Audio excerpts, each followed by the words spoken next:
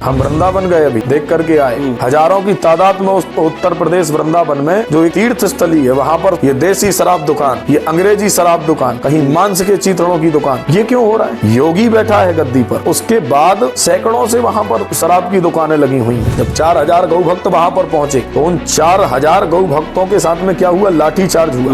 लाठी चार्ज करके उनको जेल में डलवाया गया। सैकड़ों के ऊपर केस दर्ज है। ये हिंदूवादी सरकार में हो रहा है, जो बड़े जोर जोर से चिल्ला रहे हैं कि हमारी सरकार हिंदूवादी है। यदि गौ की हत्या हो रही है तो हमारा धर्म अस्त की ओर जा रहा है। गाय बचेगी तब धर्म बचेगा, और धर्म बचेगा तब राष्ट्र बचेगा। इस देश में जब तक गौ हत्या रूपी कलंक विद्यमान है, जब तक इस धरातल पर गौ माता का रक्त गिर रहा है, तब तक सुख और शांति और समृद्धि हो ही नहीं सकती है। यदि गाय नहीं बची तो क्या करोगे हिंदू राष्ट्र बना करके? पर इस देश में केवल बाही बाही सबको लूटना है। कोई हिंदू राष्ट्र की बात कर रहा है, कोई विश्व गुरु की बात कर रहा है। कैसे विश्व गुरु बनाएंगे आप? पहले गौ माता की रक्षा जो करेगा और गौ माता की हत्या पर प्रतिबंध लगेगा, वैसे ही हिंदू राष्ट्र घोषित हो जाएगा। इन सरकारों को ना जाने इनकी क्यों मौन है। ये इनकी आंखों में धृतराष्ट्र की तरह पट्टी बंधी हुई है। बिल्कुल बिल्कुल नासमझ हो चुके हैं ये लोग।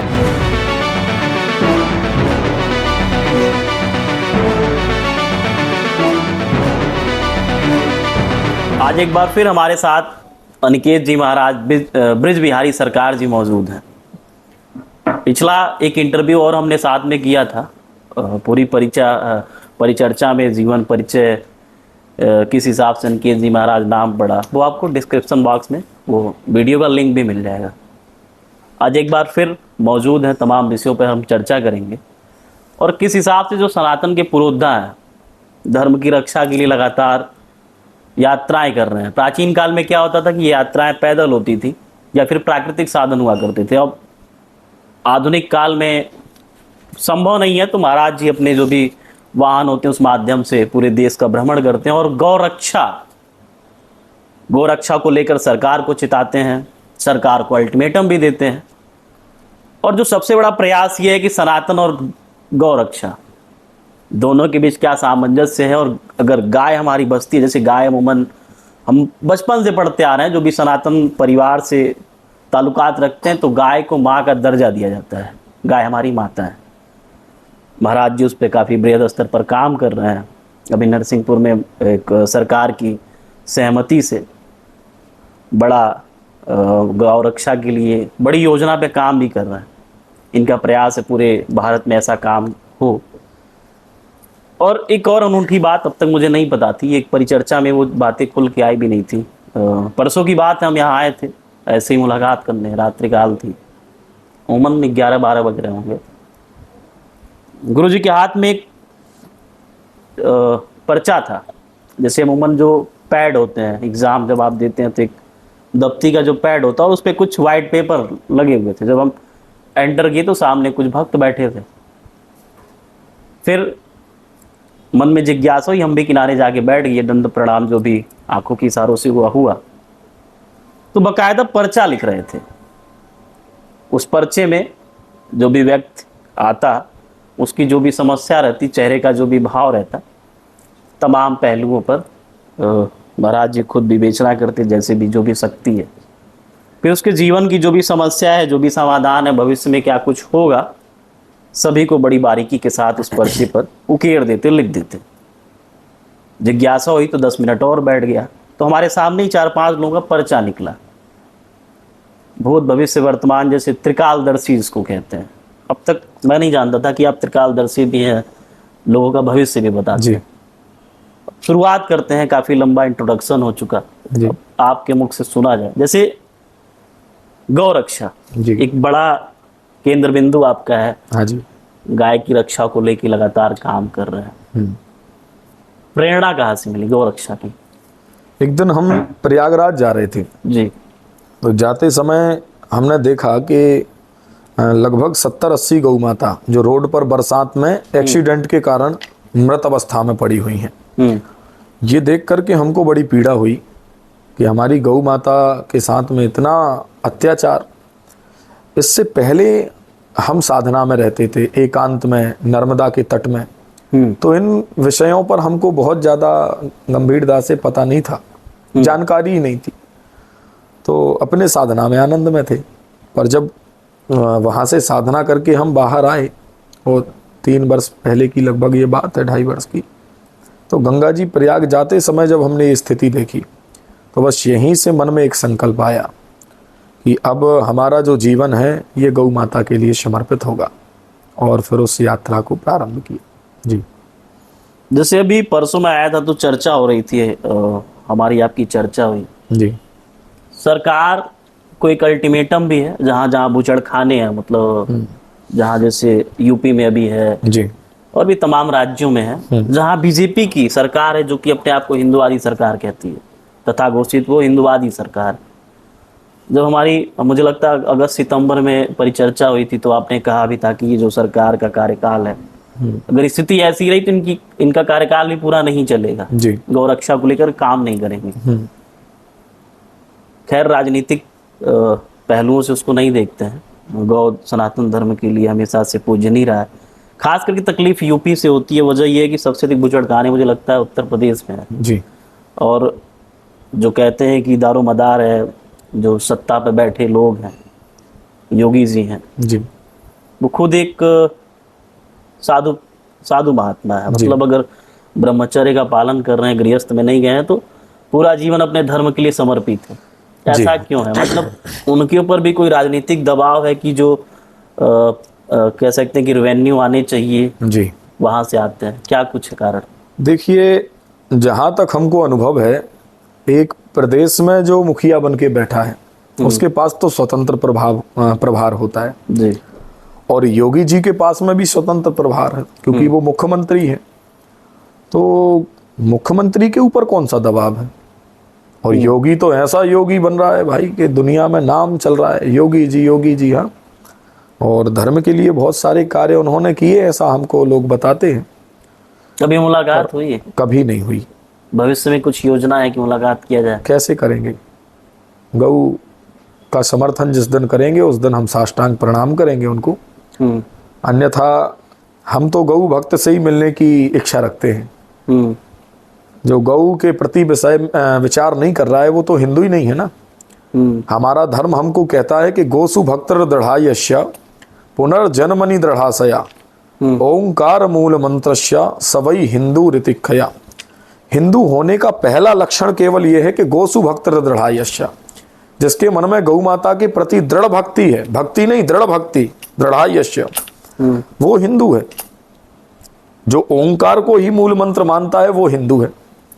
अभी हमको नहीं लगता है कि यदि कोई सरकार या जो भी अभी सत्ता में बैठे हैं, यदि कहीं ये गौ माता के प्रति नहीं सोच रहे हैं तो कैसे इनको हम लोग हिंदू कहेंगे? फिर कैसे इनसे मिलने की इच्छा जाहिर करें हम? तो इसलिए थोड़ा गंभीरता है। बाकी केवल गौ हत्या का ही विषय उत्तर प्रदेश में नहीं, हम तो योगी जी से निवेदन करना चाह रहे हैं कि आप सत्ता में बैठे हैं तो जो तीर्थ स्थल हैं, हम वृंदावन गए अभी देख करके आए, हजारों की तादाद में उस उत्तर प्रदेश वृंदावन में जो एक तीर्थ स्थली है, वहां पर ये देसी शराब दुकान, ये अंग्रेजी शराब दुकान, कहीं मांस के चित्रणों की दुकान, ये क्यों हो रहा है? योगी बैठा है गद्दी पर, उसके बाद सैकड़ों से वहां पर शराब की दुकानें लगी हुई हैं। इन पर कब प्रतिबंध होगा? हजारों लाखों लोग विदेश से, देश विदेश से चल करके आते हैं, किस कारण से? एक आस्था लेकर के कि हम भगवान के धाम जा रहे हैं। वहां जब हम जाएंगे तो हमारा मन एकदम प्रफुल्लित हो जाएगा, आनंद हो जाएगा। वृंदावनम पुनः प्राप्त्या भक्ति नेव स्वरूपिणी, ऐसे स्थान पर जाकर के हमारी भक्ति पुनः जागृत हो जाएगी। ये भाव लेकर के नवीनेव स्वरूपिणी, ऐसा आदमी विचार करके जाता है, और वहां जाए तो क्या स्थिति दिखती है? ये स्थिति है उत्तर प्रदेश में।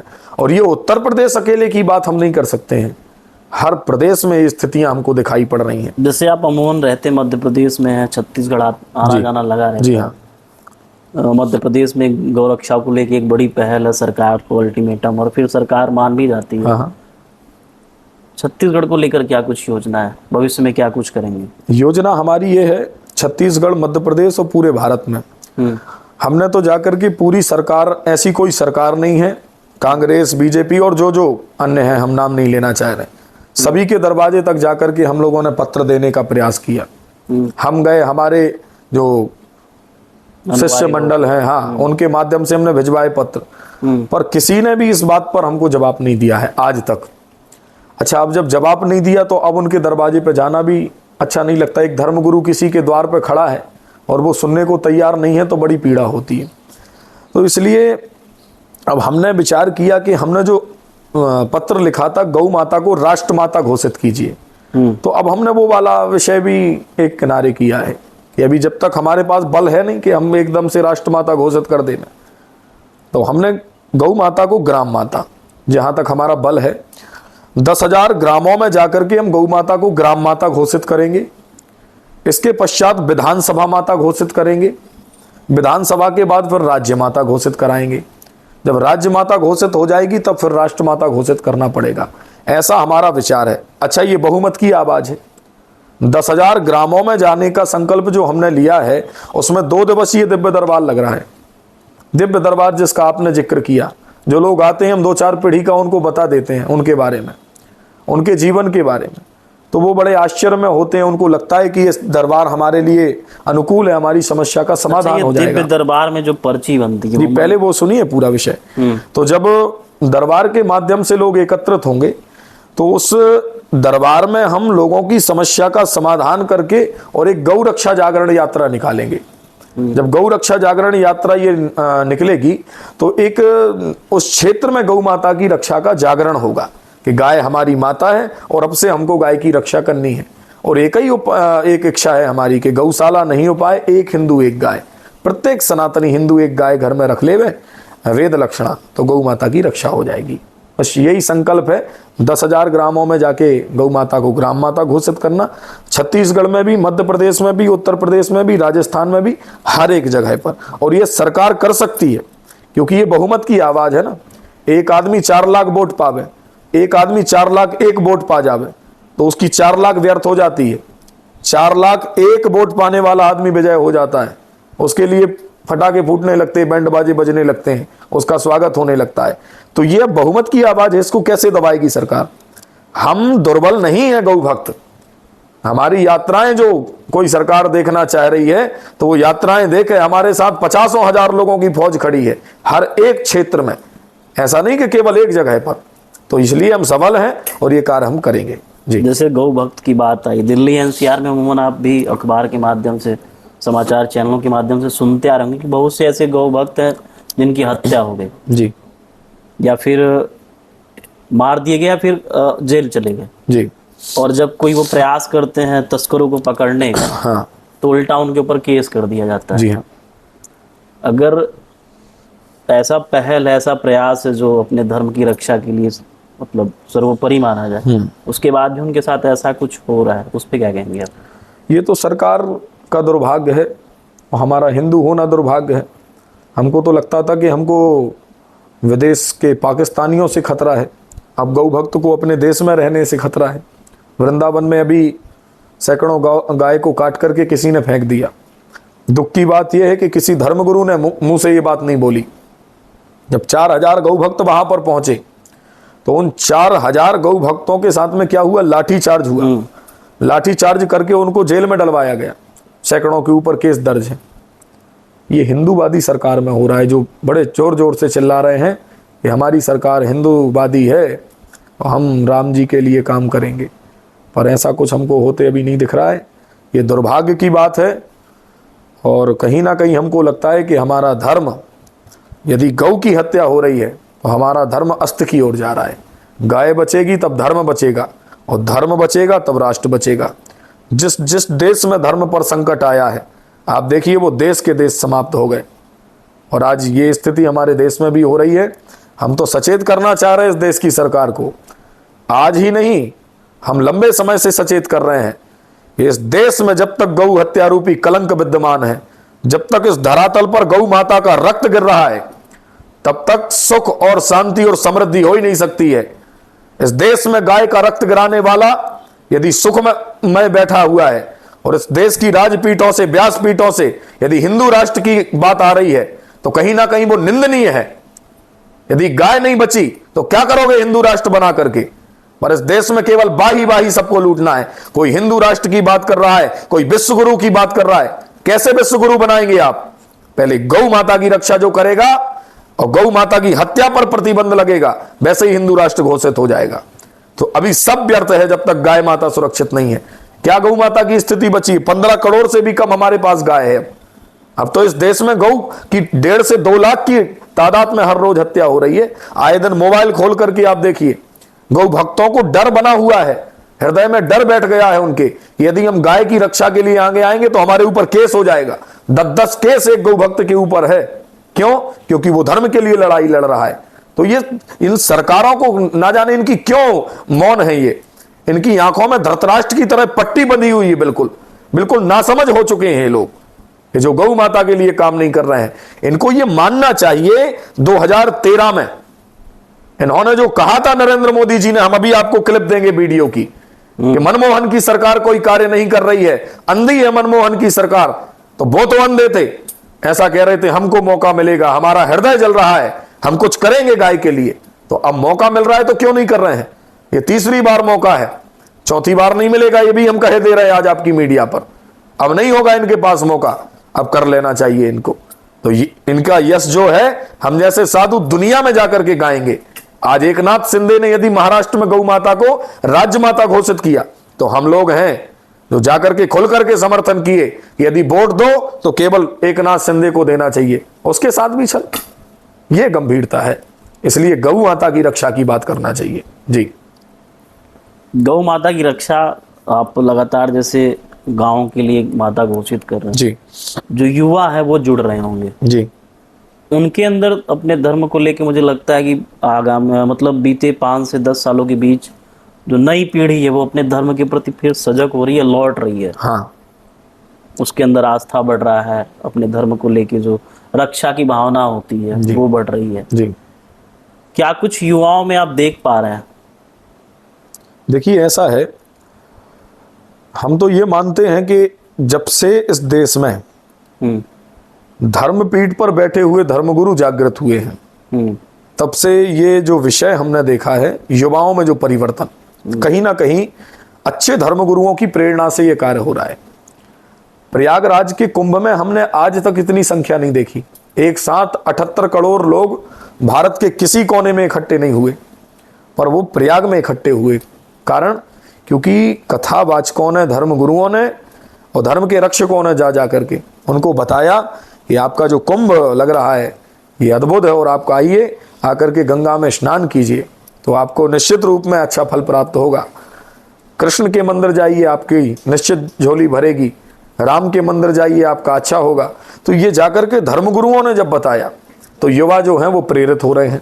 एक और बड़ा मुद्दा है झारखंड, मध्य प्रदेश, छत्तीसगढ़। जी, 3 राज्यों में धर्मांतरण बहुत तेजी के साथ बढ़ रहा है। बिल्कुल हो रहा है। हाँ, युवा सजग भी हो रहे हैं, सनातन को मान भी रहे हैं। उसके बाद भी जो पिछड़ी जातियां हैं, जी, खास करके जो आदिवासी समुदाय है, जी, और छत्तीसगढ़ में तो साहू समाज भी मुझे लगता है करीब 65 से 70% उनकी आबादी है। हाँ, और मैं कई केसेस जैसे देखा जो साहू होने के बाद भी, कभी गरियाबंद की, कल की मैं एक स्टोरी किया हूँ, परिवर्तित हो जा रहे हैं।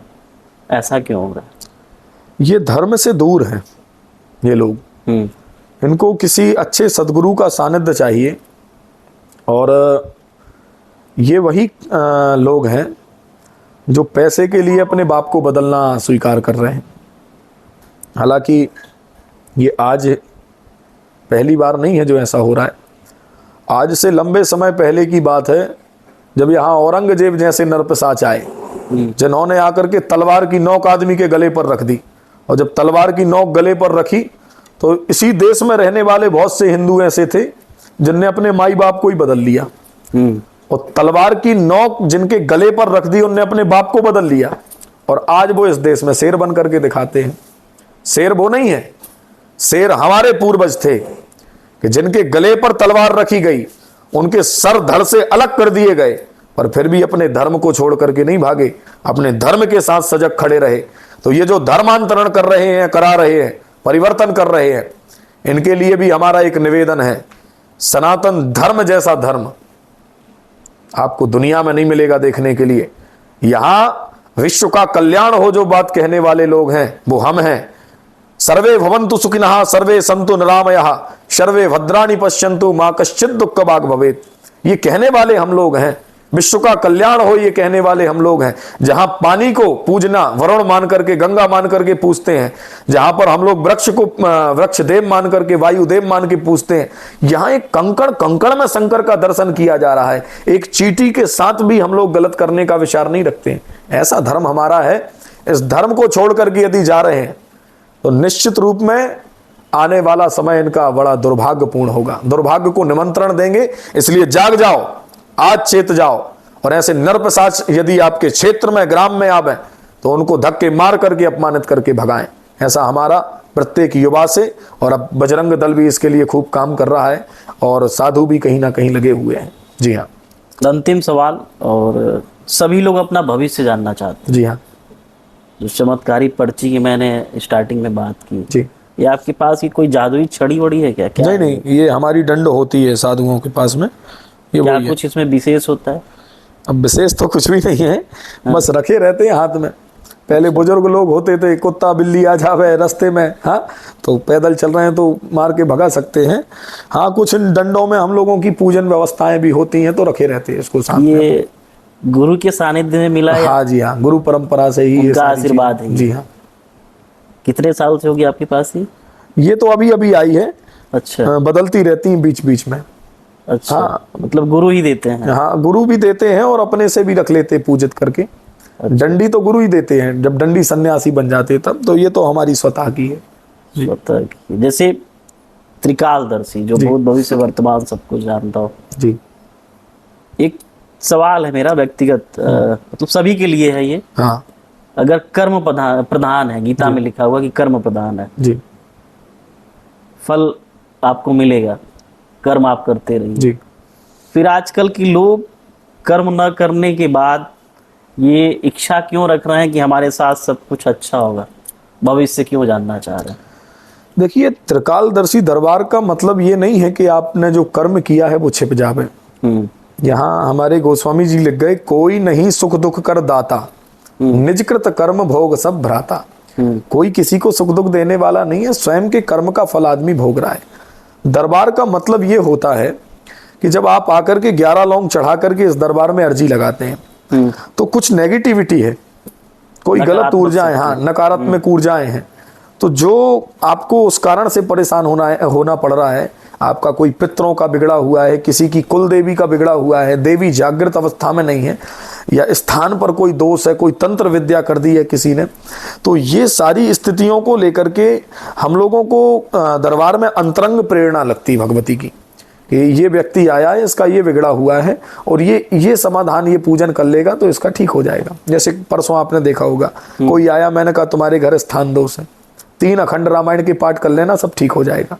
अखंड रामायण एक भावनात्मक विषय, आध्यात्मिक जैसे विषय। आप जो लोगों की समस्या के निदान के लिए जो भी उपाय बता रहे जी, थे, बड़े सस्ते उपाय हैं, मुझे नहीं लगता कि बहुत महंगे कुछ उपाय हैं। हाँ, ठीक है। व्यक्ति चाहे तो स्वयं कर ले। जी हाँ। और इतना आज के समय में सबके पास धन है कि छोटी मोटी चीजें जो है बड़े आराम से हो जाएंगी। अमूमन और दरबारों में बकायदा 51,000 की पर्ची कटती है। जी, बकायदा उनको कई बार बुलाया जाता है कि आप इतनी पेशी पे आएंगे, आज आपकी अर्जी लगी है 11 पेशी, 21 पेशी, और हर बार वो बड़ी जटिलता होती है। मैं खुद कई दरबारों में ये चीज देखा हूँ। पत्रकार होने के नाते सौभाग्य मिलता रहता आप लोगों के आशीर्वाद से कि जाके कभी गुप्त तरीके से, कभी ऑन कैमरा बैठते हैं, बहुत सी चीजें देखते हैं। खुल के नाम नहीं ले सकते हैं, कुछ अपनी व्यवस्था है।